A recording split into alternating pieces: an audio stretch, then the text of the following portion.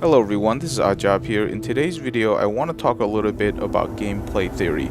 This is something that is completely made up, it's all speculation, but in order to actually talk about future gameplay theories that I would love to see in the game, we kind of have to build it on top of a foundation in order to talk about really cool elements that we might be able to see in Star Citizen. If you've ever played D&D or any type of role-playing game, you know that any type of really cool gameplay has to rely on some core fundamentals, and everything has to go back to those fundamentals in order to make the whole gameplay very cohesive. This is something that's just really fun to do because Star Citizen is such a huge video game in terms of its scope and size. Being able to speculate on the gameplay of this is just kind of fun and enjoyable as we wait for the game to be completed. So let's go ahead and dive into some gameplay theory.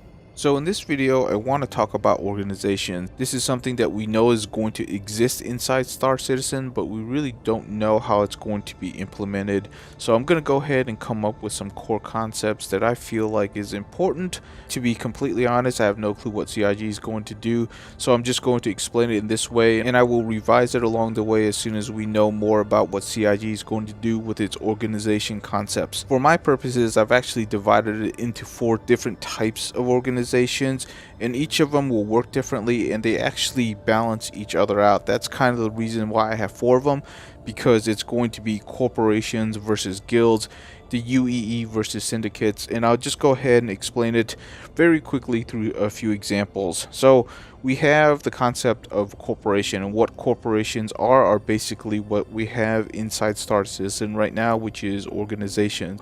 So organizations inside Citizens, I basically categorize them as corporations.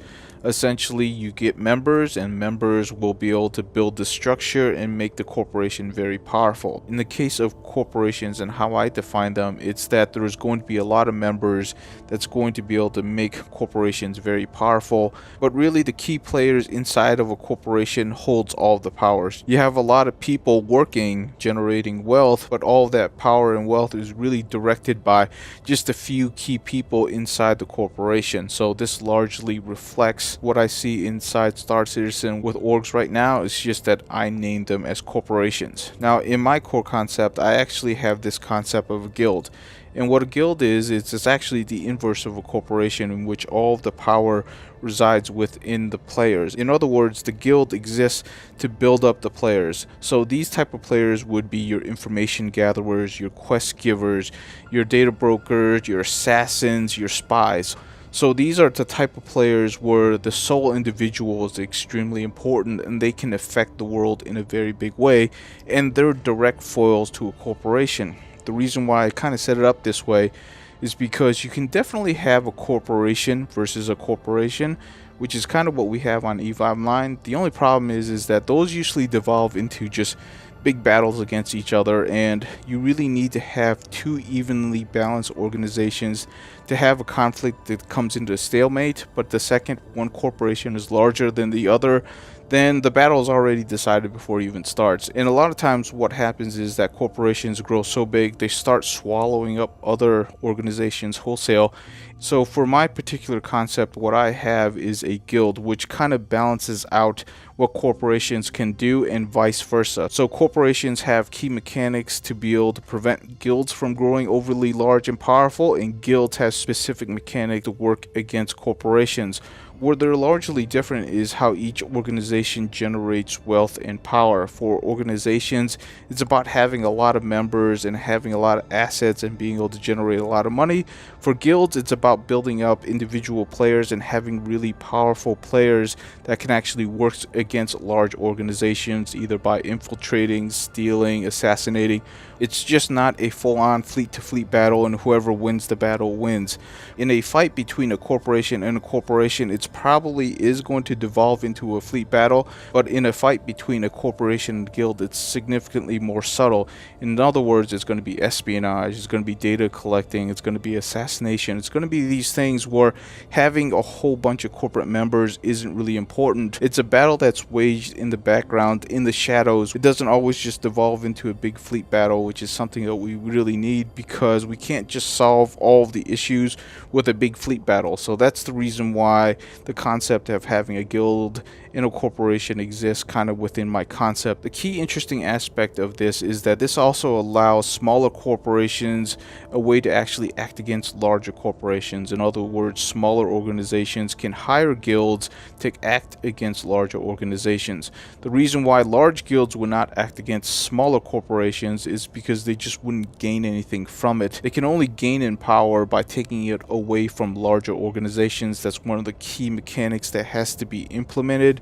I'm really not going to jump into implementation because there's very little chance of this actually going in, so there's no real point in me trying to flesh out the entire implementation of something like this. I'm just telling you the overall scope of it just because it's interesting. But the general idea is smaller corporation or guilds can do certain things to larger organizations to limit their power or to reduce their power, thereby making the universe a little bit more sane. One of the key problems with large online video games like this is that you will get a couple of organizations out there with a bunch of hardcore players, and they're going to grind at this from day one really hard, and they're going to build up this massive organization. And once they do, they essentially become unstoppable, and at that point there are no mechanics to really stop them, and it becomes a little bit unwieldy. So a lot of the implementations to limit player organizations has to be put in at the very beginning.